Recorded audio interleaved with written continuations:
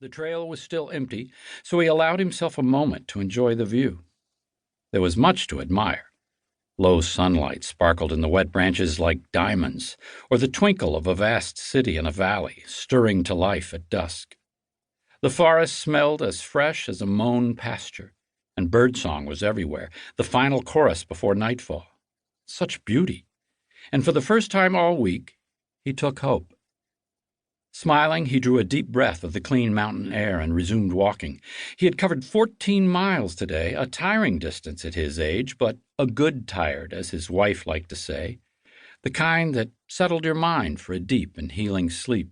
So, after another mile, he decided to leave the trail to scout for a campsite.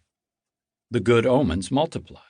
He quickly found a level patch of downy grass beneath a spreading beech, where a pale band of fallen leaves pointed like an arrow to the optimum spot. It was like an illustration for a fairy tale, a place of enchantment. He heaved off his pack, set it down by a big log, and unzipped the top. Fresh, cooling air rushed up the back of his shirt, and the crinkly tent released old familiar smells as he flattened it on the grass. The rituals of making camp were a comfort, and it felt as if the forest had enveloped him in its arms. Nature, so often harsh, was for the moment his cloak of invisibility. This was his home ground, not theirs, and that counted for plenty.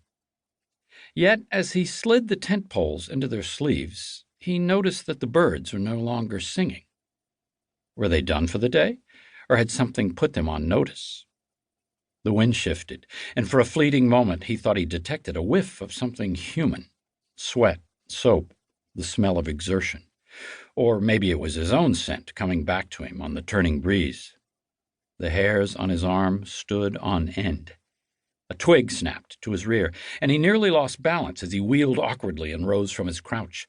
Looking left, then right, then over his shoulder toward the trail, he saw only the brown expanse of the forest floor. Leaves and limbs, the white flash of a squirrel's belly as it leaped from tree to tree, but the odd smell lingered, unmistakable now, and he remained still. To his rear, the thump of a footfall. He spun as a metallic click sounded from the edge of the clearing, and he saw a man dressed in black just as the bolt from a crossbow struck him below the breastbone and plunged into his heart. Crying out in agony, he slumped to his knees and collapsed sideways. Blood pooled brightly on the deflating tent, and his eyes rolled back in his head. He gasped for breath, but no air would come. The birds held their silence.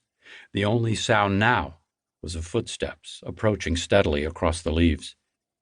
They halted, a moment of peace interrupted by the click of a camera, twice as if to make sure. Then 2 more steps, followed by a grunt of effort and the slurping, ripping sound of the bolt being pulled from muscle and flesh.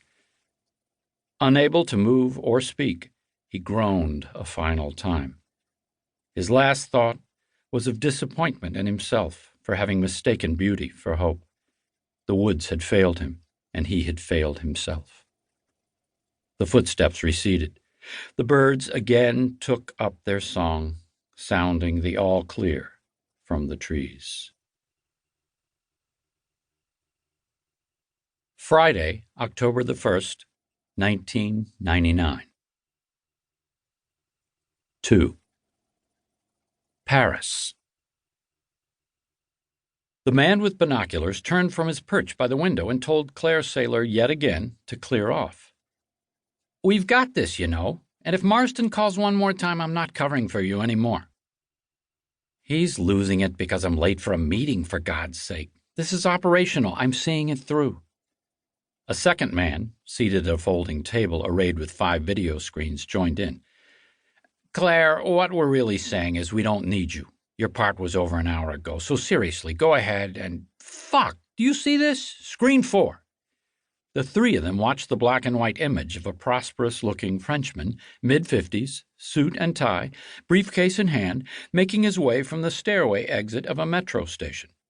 Claire was about to offer an observation when her colleague at the window shouted to the man by the video screens. "You said he'd be gone till noon." "He usually is. Call Clay. Get him out of there." "Can't. He just turned off his phone for the sound."